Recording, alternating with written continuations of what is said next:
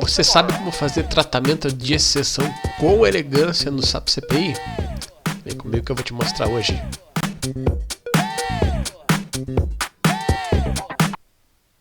Bom pessoal, queria mostrar aqui para vocês, eu já citei esse tratamento de exceção aqui em vídeos passados e o pessoal vem me perguntando se eu poderia compartilhar como que eu implemento os meus tratamentos de exceções nos projetos que eu trabalho.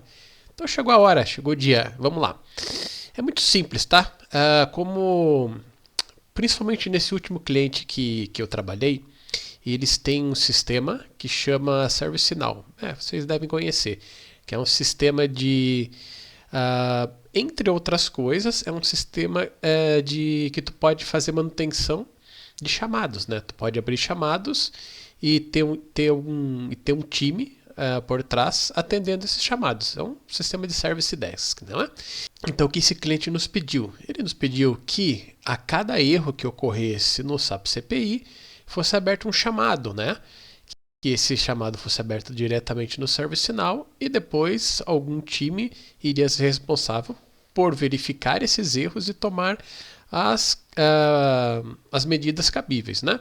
Muito bem, então o que eu tenho aqui uma integração que foi criada aí nesse cliente, mas eu quero focar unicamente aqui, tá? Na parte do exception. Então veja aqui que a gente tem sempre aqui, né? Inclusive também aqui na integração principal, né? No flow principal, mas veja que eu também repito eles aqui, tá? Nos sub-iflows, sempre apontando aqui, né? Para uma outra LIP aqui, para uma outra Local Integration Process, tá? Que vai tratar dessas exceções.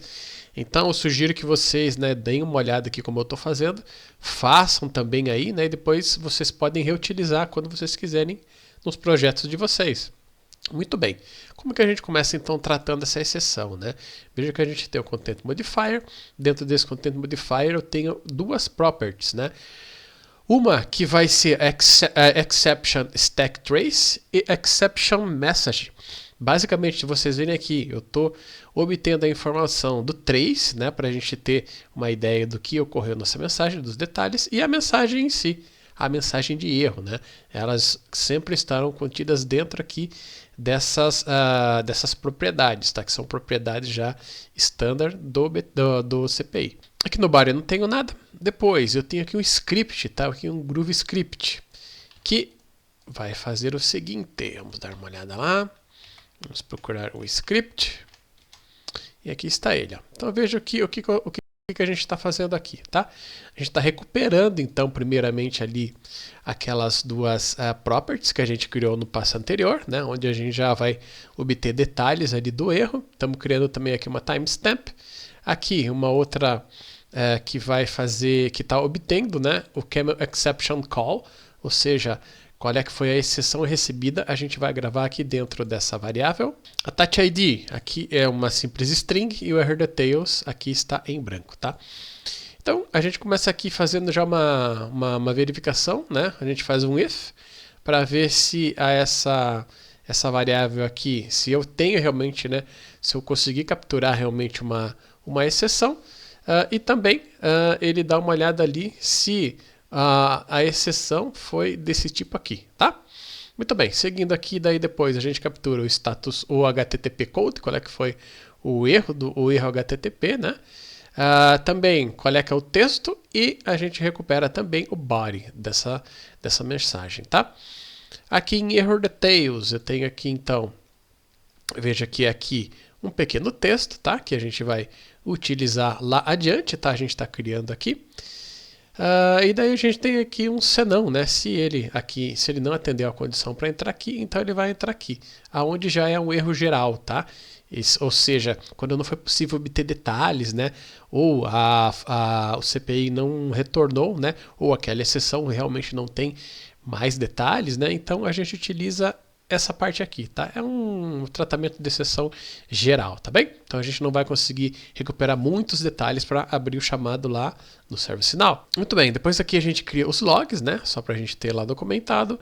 E aqui, depois com esses detalhes, a gente faz o add do attachment, tá? E assim fica lá um anexo na mensagem para a gente também poder ter, para poder consultar sem necessidade do trace. Regressando lá, a gente tem a parte que a gente vai criar efetivamente o chamado lá no Snow, né? Ou vai preparar ele, né? Então a gente, mais uma vez, né, lembrando que a gente sempre divide aqui os nossos iFlows e sub-iFlows, né, de acordo com a responsabilidade. É igual a gente desenvolver uma aplicação, por exemplo, lá na BAP. Né? A gente divide em classes, né, e cada classe com a sua responsabilidade. E aqui não é diferente. Então a gente parte aqui para a criação mesmo em si do chamado. Né? A gente tem aqui um Content Modifier, onde a gente primeiro aqui cria, né, alguns headers. Esses headers aqui já são headers que o ServiceNow exige para que seja criado um chamado via API, tá bem? Então, ele exige que a gente tenha o header Snow Correlated ID, ou seja, a mensagem, o código da mensagem, né, que a gente vê lá quando a gente tem o trace ligado, né, ela vai ser gravada nesse header aqui. O Short Description também, né, a gente tem aqui ele vai ter essa parte aqui fixa, né, iFlow, e depois aqui o nome do iFlow, failed. Depois a header Snow Description, então a gente tem aqui uma descrição, tá? De qual é que é a mensagem e tal, então a gente captura aqui do header também, que é standard do CPI. Snow Work Notes, a gente tem aqui também, veja que interessante, a gente está criando aqui um HTML, tá? Com todos os detalhes, né, do que vai aparecer lá no chamado, né? O corpo, né, do chamado é a informação que vai estar aqui dentro.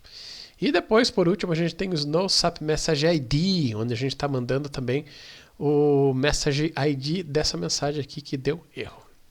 Pois aqui, a gente passa lá uma property, né, para ficar aqui gravado internamente com o valor failed, tá bem? E depois a gente faz a chamada, né? A gente chama o nosso Snow, né? O nosso ServiceNow. Veja que aqui a gente, obviamente, né? A gente não chama ele direto, a gente tem um outro iFlow que faz a chamada pro ServiceNow, aí somente para criar o chamado mesmo a partir daqui. Então, toda vez que der uma exception aqui, automaticamente a gente recupera essa informação com esse mecanismo aqui, dispara para o ServiceNow cria lá o chamado, e beleza, alguém lá do Service Desk já sabe que a gente está com um problema aqui nesse iFlow e vai tomar as devidas medidas para resolver o problema, tá bem? Bom, essa é só uma das formas de se resolver a questão das exceções, tem milhares de outras, né? Mas pelo menos é uma que eu vejo que ela é bem interessante, tá? Aí se você quiser receber esse iFlow aqui, né, e mais detalhes aqui de tudo como foi criado, tá? Escreve aí eu quero, tá? E depois eu entro em contato contigo e mando para ti aqui esse iFlow, tá bem? Espero que você tenha gostado desse vídeo. Nos vemos no próximo. Tchau, tchau.